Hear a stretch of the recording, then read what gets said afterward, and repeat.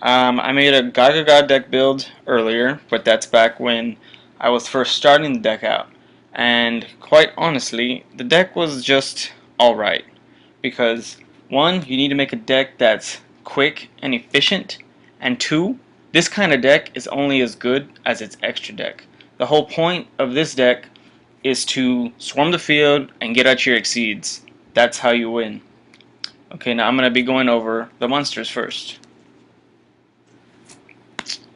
We have 3 Gagaga Magician. This is a really good card. Its effect allows you to choose its level to become anything from 1 to 8. You can choose every turn.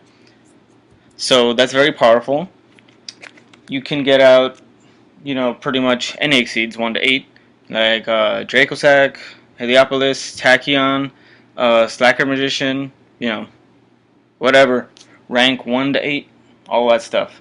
Um, 3 girls, because her level becomes whichever level you choose your Gagaga Magician to be on the field. So, as you can see already, this deck also manipulates levels. So that's very good, and you can get out strong stuff. Just because something's rank 3 doesn't mean it's not powerful, like Zen mains and things like that. 3 Gardnas. This is never really a dead draw because you can either summon it, use it to exceed, put it in defense, 2000 defense, or keep it in your hand. Your opponent attacks you with a monster that has 2000 or less attack. Special summon, that attack did nothing. Your life points are spared. Next one, 3 Gagaga Child. Now this, you can only use the effect to change her level if you special summon from your hand. And if you do that, you cannot attack that turn, period. So it would not be a good idea to revive her from the graveyard because then her level would be just 2. So, let's say you control 2 Gagaga Magicians. You have at least 1 of these in your hand, maybe 2. You can special summon all of them in your hand as long as you control another Gagaga, not Child. Their level becomes whatever Gagaga you have on the field. It's your choice if you have more than 1. Like say a Gardna and a Magician, then you can choose one to be level 4 and the other to be level like 7 if you want to make Magicians level 7.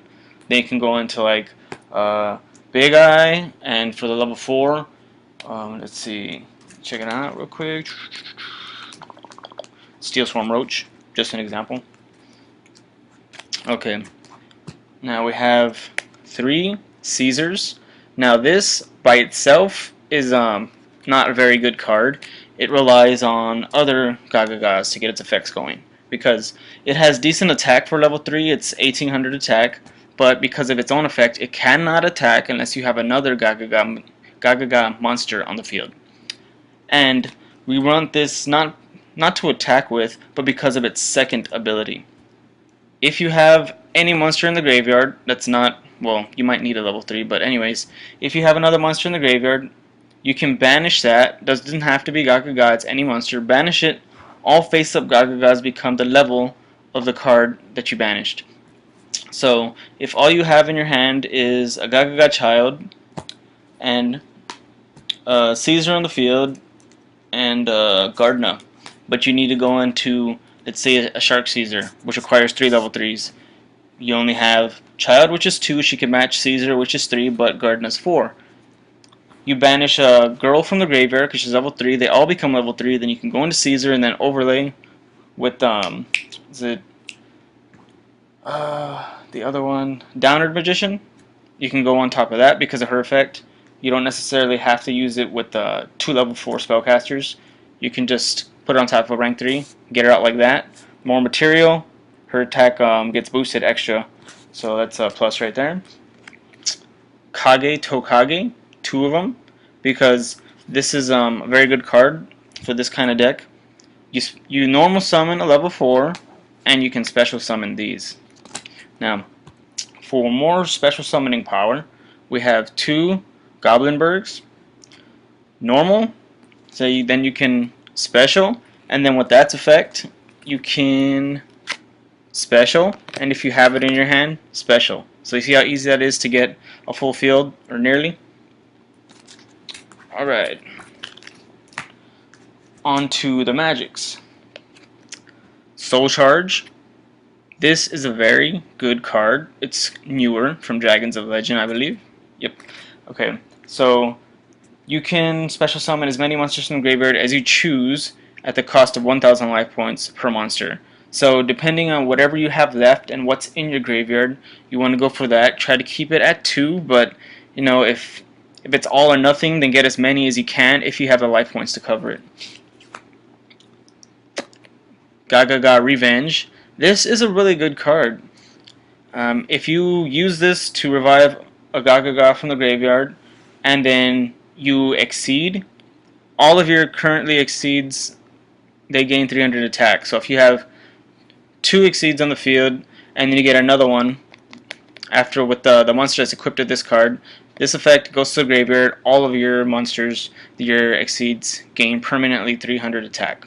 So that could give you the edge, you know, and take out a Blue Eyes if you were at 28 before or something like that, you know. Helps you defeat powerful monsters and whatnot. I also forgot to mention something very important. With decks today, the meta is special summoning. And you can see why. Without special summoning, it is very hard to take a deck down unless it's burn or mill. So this card right here has a secondary ability aside from matching Magician's level. If you exceed using this and another Gagaga, doesn't matter what, your opponent's monster, if your opponent has a special summon monster on the field, at least one, the attack becomes 0. So that's very powerful, depending on what the monster is, but that could help you out of a really tight spot. Okay. Next one. I run 1 bolt. You need a Gagaga on the field. You can blow up any card on the field, any one card. Now, for search power, Onomatopoeia.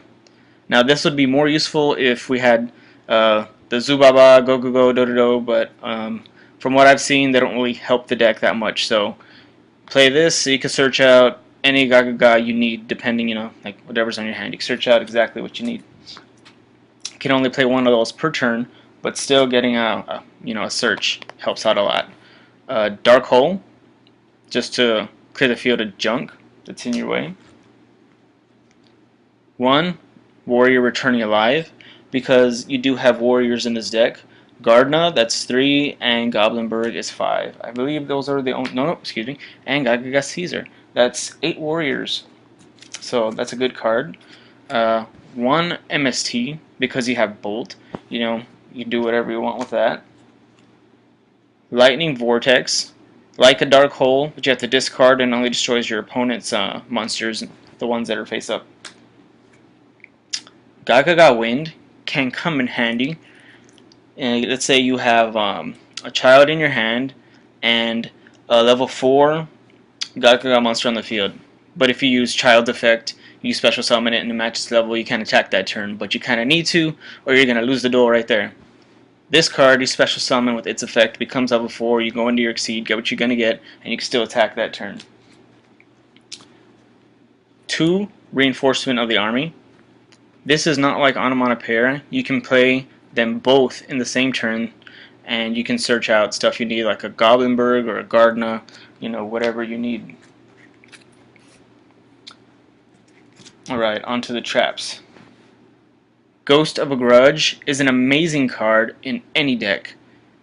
Your opponent has a field full of powerful monsters that cannot be targeted or destroyed by card effects. They attack you. Blip. Oh, doesn't target. It's not destroying it. Just makes their attacks 0. So you can run them over. All that, the powerful stuff like that. Mirror Force, very good staple. Kills anything that's in attack mode when your opponent attacks. Well, your opponent's monsters, not yours, obviously. Now this is a card I'm really retarded because I came across it and I didn't know how good it was for this kind of deck. Because, like I said earlier, the purpose of this deck is to get Exceeds out, and that's how you win. There's no powerful monsters in the deck, it's all in the extra deck. So, 2 XYZ blocks is very good for this kind of deck. You can negate, let me see, when your opponent activates a monster effect, you can negate it.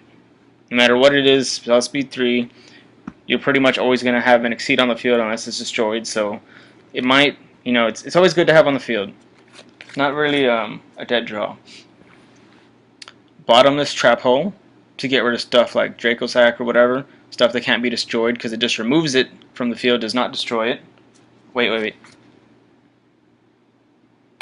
Okay, let me reiterate. This destroys, then banishes, so no, that would not work. You have to do something else like a deprison, which just removes from the field, does not destroy. Right. Fiendish Chain, very good. Your opponent can still change their monster's battle position, but it loses their effect, cannot attack. Torrential, that could help you out of a very tight spot, something like that. Destroys everything on the field when a monster is summoned. Compulse, again to get rid of stuff that cannot be destroyed. It just removes them from the field, sends it back. If it's a Synchro or XYZ monster, you can send it back to the extra deck. And a Wabaku, to save your monsters in case you need them for one extra turn, but you're relying on Heart of the cards to draw what you need the next turn. Put the monster on the field, put this face down, and if you need to use it, your monster will still be saved. Alright, now we're going into the extra deck. If you're playing competitively legal, then this is just a bit of what you can use, these 15 cards, because there are so many good monsters, XYZs, and you can only have 15 if you're playing legal. So this is just some of the stuff that I found that works good with the deck, but you can switch them out for other stuff as you see fit. Okay, Steel Swarm Roach, very powerful, 2 level 4s. If your opponent special summons a level 5 or higher monster, you can choose to negate it by detaching. Rank 8, Heliopolis, 2 level 8s, and basically you can get this out with the only 6 cards you can use in your deck to get this out is the Gagaga Magician and the Gagaga Child. That's it. Everything else, the highest you can get is 4 with the banishing from Caesar's effect and all that. So this is 2 level 8s, detach, destroy monsters from your side of the field and or hand. It must be 1 when you detach, and you can destroy up to that many cards in the field. So this is very powerful, and you can do this when you see your opponent's got nothing they gotta do and you have the requirements met for the summoning. Number 11, Big Eye, rank 7, very powerful too. If your opponent has something like Marshmallow on the field, isn't it Marshmallow? Yeah, shut up. So if they have like stuff like that on the field, or Spirit Reaper that you can't run over, detach, steal it. But remember, when you use that effect, you cannot attack. Not with Big Eye. Mecha Phantom Beast, Draco Sack, very good, rank 7, 2 level 7s. When he's summoned, you should go for the 2 tokens right away. Detach, 2 tokens, instant protection. Now, you can do that once per turn, so you can get a total of 4 tokens if need be, or if you just want to, it's your choice. And you can choose to destroy a token, destroy any card on the field. When you use that effect, you cannot attack with him.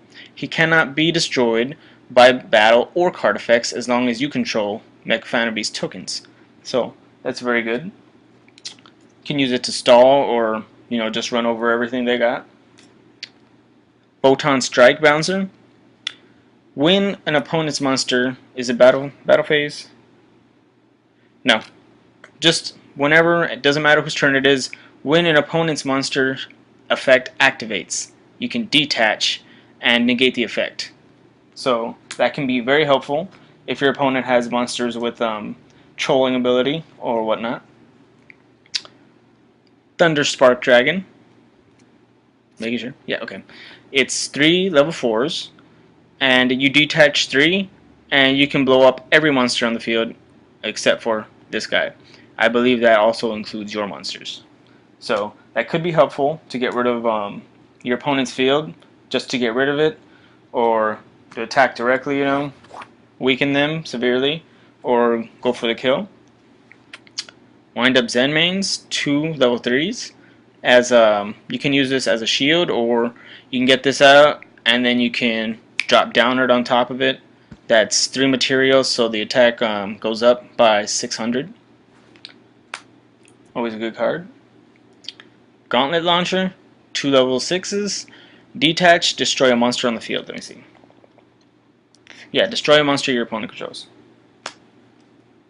Now, some people say, like, everybody has this card, and yeah, that might be true, but do not underestimate the power of negation. Utopia can be a good shield. Now, I know Swords is better because it's 3 full turns your opponents cannot attack, but blocking 3 attacks is good too. So, take that into consideration. Now this, I actually thought that this card was kind of bleh, but after I, went over it and looked more, I realized it's actually a lot better than, than I thought. Shark Drake, 3 level 4s. Basically, you detach after you destroy an opponent's monster by battle. It's special summoned back to their side of the field in attack mode and loses 1,000 attack, and you can attack again. So it's very easy to get this out with the Gagaga deck, and excuse me, that's very helpful too. Alright. Excalibur requires 2 level 4 Earths. You have Goblinbergs, Gardnas, and I want to say Caesar? Yes, Caesar.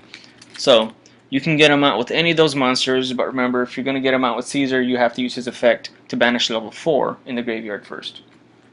Excalibur, forgot to mention, his effect is used mainly in this deck to get over powerful monsters. Detach 2, his attack becomes 4,000 until your next standby phase. So that's very powerful. That's why he's in there. Black Ship, 2 level 4s. Detach, destroy a monster on your opponent's side of the field with 2,100 or less attack, inflict 1,000 damage. I do not think you can attack the turn you activate that effect. Nope. If you activate that effect, then you cannot attack that turn. Key Beetle, 2 level 4 darks. You can use this to protect another monster you have on your field, or magic a trap card, or another exceed. And if you do that, basically, if this card's going to be destroyed, you can destroy the target that will the monster or trap you targeted with this card, or you can destroy this instead of that, whichever one you want to keep. So that's a good effect. Maestro, another really good card. If a monster is face down, then like if a monster is trolling you with its effect, your opponent's monster, or if it has a really high attack and low defense, you can get this guy out, flip it to face down defense by detaching, and then run it over. And as I've already mentioned a few times in this video, Downward Magician. This is a good card because it gets piercing and it gains 200 attack per material. So it's got 2,100 attack, and you see if you get Shark Caesar. I mean, I wouldn't recommend this, but I'm saying you can do this. You can swarm the field, get 5 monsters, make them all level 3, go into Shark Caesar, and then overlay for Downward. So that's the 5 material plus Shark Caesar, that's 6.